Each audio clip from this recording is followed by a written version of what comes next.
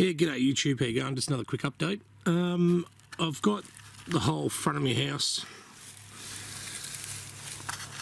all the underfloor insulation done now. That area just there's underneath the front porch, so there's no point doing that because it's out in the atmosphere type thing. But you can see when it focuses there that the rest of the floor is all done on this side. So hopefully over winter it'll make, or next time I come down, it'll make a bit of a difference. The only part I've got left to do now is just over there where that yellow bucket is just under the laundry steps. So from about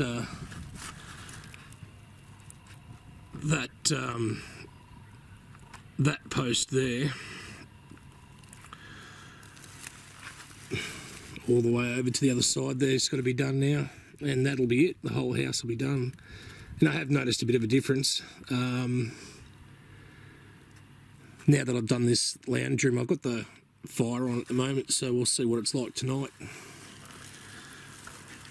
It took me a bit longer than I expected by myself, dragging it all underneath, and as you can see there's you know, about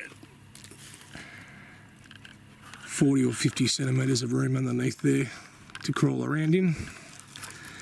I had a piece of old lino that I chucked under there to make it a bit cleaner for me and to keep all the grass and leaves and stuff off the insulation, to try and keep it clean.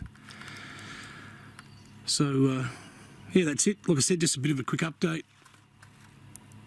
It's coming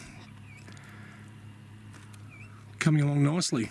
Next time I'm down, like I said, I'll get that under the kitchen done, and I'll get rid of all that rubbish and stuff under there too, which is something I've been doing as well, cleaning up. There was a lot of garbage under here, old fly screen and rubbish and the bucket and leaves and stuff, which I've been cleaning the worst of it up as I've been going. So, alright YouTube, thanks for watching.